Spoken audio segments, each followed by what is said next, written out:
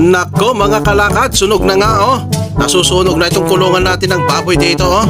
Dito sa loob mga kalakad, napakalaki na ng apoy oh.